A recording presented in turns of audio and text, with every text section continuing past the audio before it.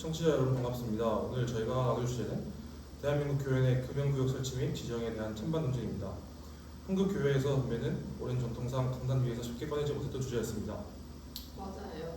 교회 안에서 누가 담배를 피우겠어 하면 대수롭지 않게 넘겨왔기 때문에 역설적으로 교회 안에 공식적인 흡연 공간을 만들거나 혹은 철저한 금연 구역을 공식 지정하는 논의 자체를 피해온 경향이 있습니다. 하지만 실제 현장에서는 주차장 구석이나 사각지대에서 흡연하는 모습을 흔히 볼 수 있죠. 이 때문에 비흡연 성도들의 건강권을 위해 강력한 금연구역을 지정해야 한다는 점과 흡연자의 권리를 존중해 교회 내에 흡연 부스를 만들어줘야 한다는 찬반 논쟁이 대립하고 있습니다. 네, 그래서 저희는 교회 내 흡연 부스나 공간 설치를 전면 반대하며 교회 전체를 철저히 금연구역을 지정해야 한다는 찬성 입장에서 이야기를 끌어가고자 합니다. 단순한 정치가 아니라 왜 흡연 공간 설치를 막아야 하는 것이 지금 우리 교회에 꼭 필요한 조치인지를 논리적 근거와 데이터를 바탕으로 증명해 보겠습니다. 바로 시작하죠. 우리가 교회 안에 흡연 공간을 설치하는 것을 전면 반대하고 철저한 금연 구역을 지켜야 한다고 강력히 주장하는 데에는 역사적인 뿌리가 있습니다. 바로 왜 유독 대한민국 교회에서 담배가 이토록 강한 금기화가 되었는가 하는 배경이고요. 은솔님이 자료를 정리해 주셨습니다. 네, 맞습니다. 사실 1880년대 기독교가 처음 한국에 들어왔을 때는 예배당 마당에서 담배를 피웠을 만큼 금연이 필수가 아니었습니다. 하지만 구한말 미국 청교도 배경의 선교사들이 들어오면서 분위기가 완전히 바뀝니다. 당시 조선 사회는 음주와 흡연, 도박으로 가정이 파탄나고 경제적으로 피폐한 상황이었거든요. 선교사들은 이를 구하기 위해 사회 정화 운동의 일환으로 금연을 이끌어냈습니다. 그러니까 교회가 단순히 개인의 기호를 단속한 게 아니라 고통받는 조선 사회를 깨우고 이웃을 돌보기 위한 사회적 책임에서 시작된 거군요. 1907년 나라의 빛을 갚기 위한 국제 보상 운동 때도 교회가 주도해서 담배 살 돈을 아껴 나라에 바치는 단연 운동을 벌였다고 들었습니다. 정확합니다. 초기 세문안 교회 같은 곳에서는 세례를 받으려면 무조건 담배를 끊어야 했습니다. 즉 한국교회 역사에서 금연은 이웃을 사랑하고 사회의 본이 되겠다는 기독교인의 가장 명확한 신뢰의 성결의 표지였습니다. 우리가 오늘날 교회 안에 흡연 공간의 설치를 거부하고 금연 구역을 사수해야 한다고 주장하는 것도 바로 이 아름다운 전통을 이어가기 위함입니다. 아주 훌륭한 역사적 명분입니다.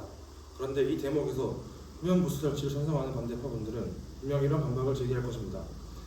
그건 100년 전 구한말 이야기지 성경 구절 어디에 담배 피우지 말라는 말이 있느냐. 죄인도 품어야 하는 교회가 그런 공간조차 주지 않고 흡연자를 소외시키는 건 율법주의다 라는 주장입니다. 은총님, 우리는 여기 어떻게 답할 수 있을까요? 설치 찬성파들은 예수님이 세례와 죄인의 친구가 되셨던 것처럼 교회도 흡연자를 위해 공간을 맹목적으로 제공해야 한다고 말합니다. 하지만 여기에는 허수아비 공격의 오류가 숨어 있습니다. 우리는 흡연자라는 사람을 배척하거나 쫓아내려는 것이 아닙니다. 공동체의 안전과 거룩함을 위해 교회 내 흡연 행위 및 공간 설치를 제한하자는 것이죠. 교회에는 면역력이 약한 영유아, 임산부, 어르신들이 함께 예배를 드립니다. 진짜 흡연자를 소외시키는 건 교회가 아니라 담배 연기나 흡연 시설 때문에 아이를 데리고 교회 마당조차 마음 놓고 거닐지 못하게 만드는 환경 그 자체입니다. 한 사람의 흡연할 자유나 편의가 공동체 전체의 안전보다 앞설 수는 없습니다. 진정한 포용은 약자의 고통에 공감하는 것에서 시작됩니다. 은총님 말씀에 과학적 근거를 더하자면 현대의학은 간접 흡연이 비흡연자에게 폐암과 신장 질환을 유발하는 치명적인 발암 물질임을 명백히 증명했습니다. 성경 고린도전서 3장 16절에 우리의 몸은 하나님의 성전이라고 했습니다. 시대가 변해 선교사들의 구습은 바뀔지 몰라도 이웃의 생명을 해치지 말아야 한다는 성경의 본질은 변하지 않습니다. 이웃의 성전을 파괴할 수 있는 흡연실은 교회 안에 만들어 달라고 요구하는 것은 성경의 본질을 흐리는 말입니다. 논리가 아주 명쾌하네요. 그런데 또 이런 의견이 있습니다. 교회 안에 흡연 공간이 공식적으로 만들어지지 않으면 흡연 성도들이 교회 주변 골목길이나 이웃 주민들의 집 앞에서 숨어들어서 오히려 풍선 효과로 교회 이미지를 더 갉아먹을 것이라는 우려가 있는데요. 그것은 부당한 합리화의 오류이자 이해를 돕기 위해 쓰레기장 비유를 들어 설명하고 싶습니다. 길거리에 쓰레기 무단 투기가 무서워서 동네 모든 골목에 공식 쓰레기장을 만들어줄 수 없는 노릇입니다. 교회가 공식 흡연구역을 만드는 순간 다음 세대인 청소년들과 새신자들에게 교회는 담배를 공식적으로 용인하는 공간이라는 잘못된 신호를 주게 됩니다. 골목길 흡연 문제는 성도들의 시민의식과 계도로 해결해야지 해결책이 없이고 교회 안에 흡연 부스를 들이는 건 주객 정도입니다. 네, 깊이 공감이 갑니다. 그래서 저희가 이 부분에 대해 실제 교회에 종사하고 계시는 목사님과 전도사님께 생생한 인터뷰를 요청했습니다. 두 분 모두 교회 내 흡연 공간 설치에 단호하게 반대하셨죠? 이솔님? 네, 현장에서 성도들을 직접 양육하시는 분들의 이야기라 정말 깊은 울림이 있었습니다. 먼저 목사님께 교회 내 흡연 부스 설치가 모으면 하나님의 성전이라는 성경적 가르침과 어떻게 충돌하는가를 여쭤보았는데요. 목사님께서는 단순히 편의시설 유무의 문제가 아니라 교회의 정체성과 직결된 문제라며 설치 반대 의사를 명확히 하셨습니다. 목사님 말씀에 따르면 사람들이 흡연을 하는 이유는 스트레스나 불안이 찾아올 때 그것을 잠시 잊기 위함이고 결국 중독으로 이어집니다. 이렇게 되면 힘들 때 하나님을 의지하기보다 담배를 의지하게 되죠. 목사님은 교회는 순간의 어려움을 잊게 하는 것이 아니라 하나님 앞에서 근본적인 문제를 다루고 해결하는 곳이다. 따라서 하나님이 아닌 흡연 행위를 인정하는 흡연실을 교회 안에 만드는 것은 성경의 가르침과 충돌한다라고 명확한 기준을 세워주셨습니다. 와, 담배가 아닌 하나님께 나아가 문제를 해결하는 신앙을 가르쳐야 하기에 흡연 부스는 안 된다는 말씀이 정말 가슴을 울리네요. 전도사님 역시 교육적 측면의 경고를 해주셨다고요?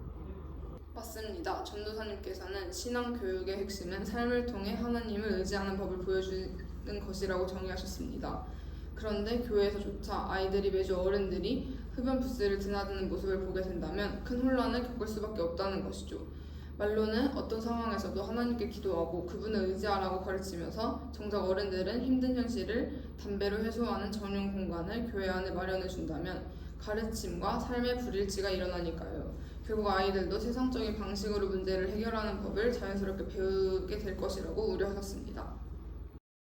정말 무서운 결과네요. 아이들이 교회 안에서 세상의 방식을 정답으로 배우게 될 수는 없으니까요. 그런데 흡연 부스 설치를 찬성하는 측에서는 세상 건물에 흡연 싫다 했는데 새신자나 믿지 않는 사람들을 교회로 인도하기 위한 전도의 목적을 위해서라도 흡연 부스가 필요하다고 주장하잖아요. 전도사님은 이 전도라는 문구에 대해서 어떻게 답하셨나요? 전도사님도 전도의 중요성을 깊이 인정하셨습니다. 하지만 전도의 방식에 대한 아주 지혜로운 대안을 주셨어요. 우리가 세상의 편의를 따라가면 흡연 부스를 설치해놓고 사람들이 교회로 오기를 기다리기보다 먼저 그들에게 다가가 세상이 줄 수 없는 복음과 사랑으로 손을 잡고 교회로 초대하는 것이 진짜 교회다운 모습이다라고 하셨어요. 세상과 타협해서 문턱을 낮추고 흡연 공간을 내어주는 것이 아니라 진짜 복음의 능력으로 사람을 변화시켜야 한다는 말씀이군요. 그렇다면 흡연 부스를 만들어주는 것 대신 담배를 끊지 못해 괴로워하는 흡연자 성도들을 위해 교회가 할 수 있는 진짜 교회다운 대안은 무엇이 있을까요? 목사님과 전도사님 두 분도 흡연실 설치에 대한 아주 구체적인 자유 해결책을 제시해 주셨습니다. 우선 목사님께서는 중독은 더 강력한 중독으로 해결될 수 있는데 가장 강력한 중독은 예수님과 그분의 은혜라고 말씀하시며 예배와 기도회, 제자 훈련을 통한 근본적인 영적 변화를 강조하셨습니다. 전도사님은 여기에 더해 실천적인 시스템을 제안해 주셨죠. 흡연실을 지을 예산과 공간으로 차라리 지역사회 금연 전문 기관이나 상담센터와 연계하여 체계적인 지원 체계를 마련하는 것입니다.